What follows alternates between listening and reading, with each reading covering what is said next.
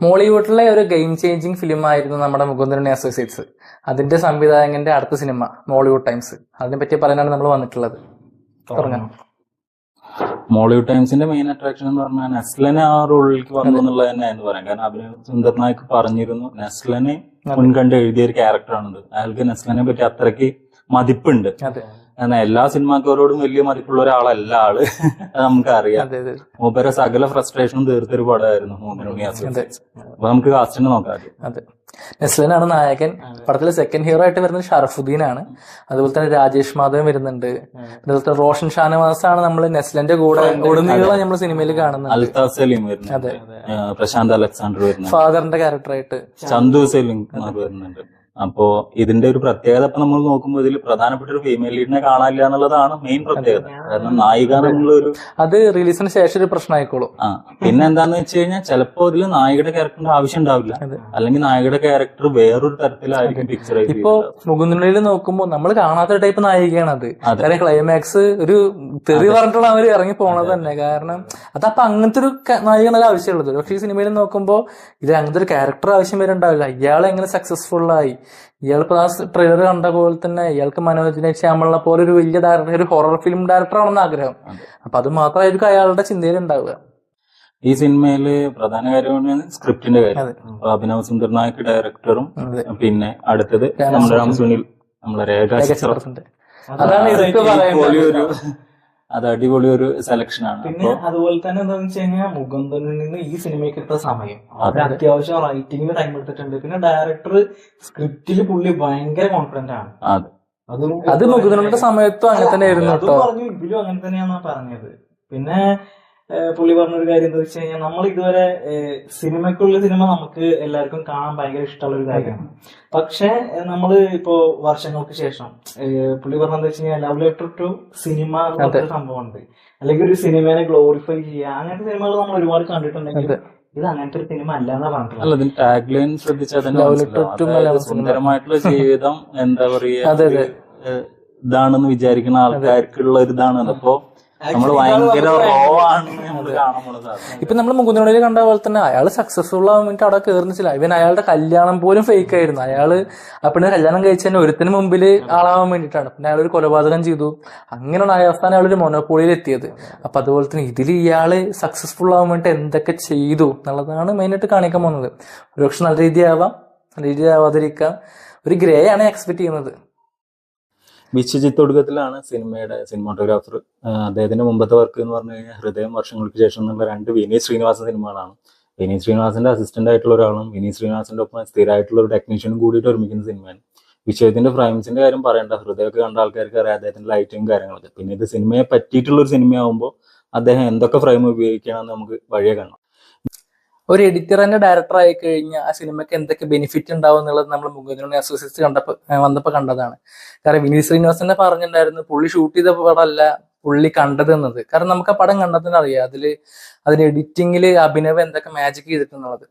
ഇപ്പൊ ഈ സിനിമയിൽ നോക്കുമ്പോൾ അഭിനവ് സുന്ദർ നായക്കും നിതിൻ രാജാരോളാണ് സിനിമയുടെ എഡിറ്റിംഗ് വന്നിട്ടുള്ളത്. ഇവർ രണ്ടാളും മുൻപ് മുകുന്ദനുള്ളിൽ വർക്ക് ചെയ്തിട്ടുണ്ട്.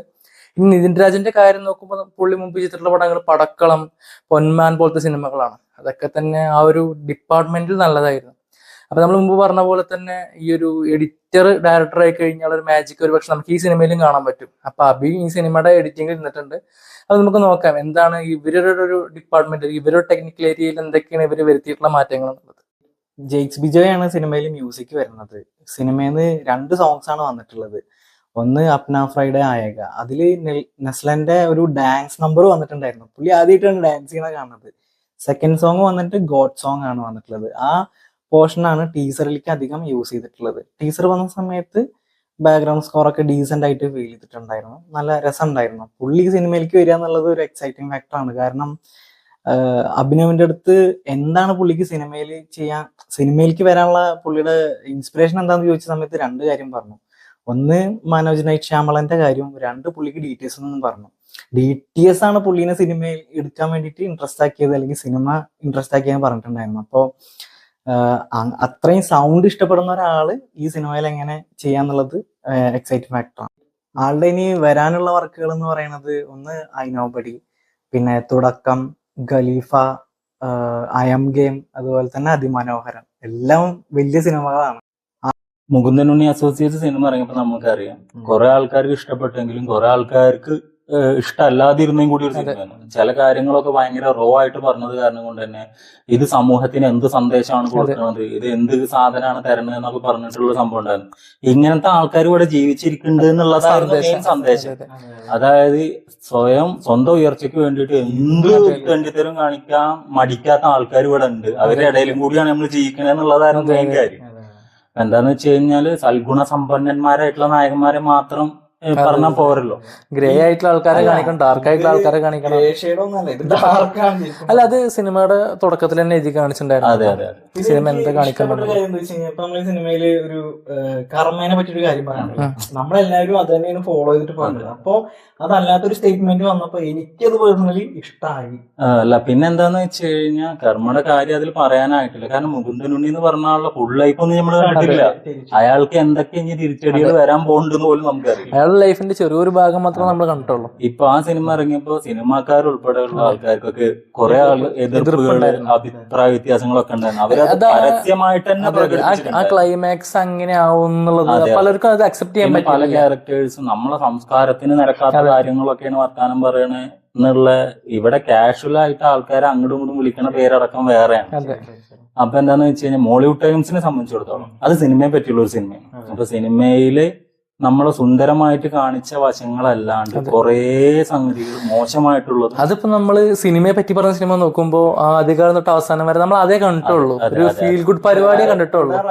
പേഴ്സണൽ എക്സ്പീരിയൻസ് ഇതൊരു ബയോഗ്രഫി ലെവൽ പടമാണോ എന്ന് ചോദിച്ചപ്പോ അഭിനന്ദൻ നായക്ക് പറഞ്ഞത് ബയോഗ്രഫി ഒന്നല്ല, പക്ഷെ ഇതിന്റെ ഒരുപാട് പേഴ്സണൽ സംഗതികൾ ഇതിലുണ്ട് എന്നാ പറഞ്ഞത്. ശ്രീനിവാസൻ അല്ല, ഇതെന്താന്ന് വെച്ച് കഴിഞ്ഞാൽ മൂപ്പർക്ക് കിട്ടിയ റിജക്ഷൻസ്, മൂപ്പർക്ക് കിട്ടിയ കുറെ അനുഭവങ്ങളൊക്കെ സിനിമയിൽ നമുക്ക് പ്രതീക്ഷിക്കാം.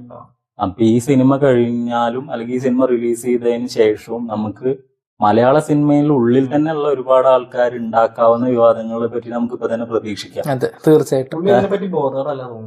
അയാൾ ഒന്നിനെ പറ്റി അങ്ങനെ ബോധേഡ് ആയിട്ടുള്ള ഒരാളല്ല. അല്ല, പുള്ളി അത് മുഖനുണ്ട് ഇറങ്ങുന്ന സമയത്ത് നമ്മള് കണ്ടതാണ്. അതെ അതെ, ആ ഫസ്റ്റ് താങ്ക്സ് കാർഡിന്റെ കാര്യം പറഞ്ഞത് എന്താന്ന് വെച്ച് കഴിഞ്ഞാൽ അതന്നെ സത്യം തന്നെ. ആർക്കും നന്ദി പറയാനില്ല അവർക്കുള്ള പടം തുടങ്ങുന്നത്. അത് നമ്മുടെ പ്രദീപ് പറഞ്ഞിട്ടുണ്ടായിരുന്നില്ലേ, അതായത് ഈ ഷോർട്ട് ഫിലിം എന്താ എടുക്കാൻ കാരണമായി ആദ്യം ഞാൻ നന്ദി പറയുന്നത്. കാരണം അത് കഴിഞ്ഞിട്ടല്ല ബാക്കിയെല്ലാം ഉണ്ടായത്.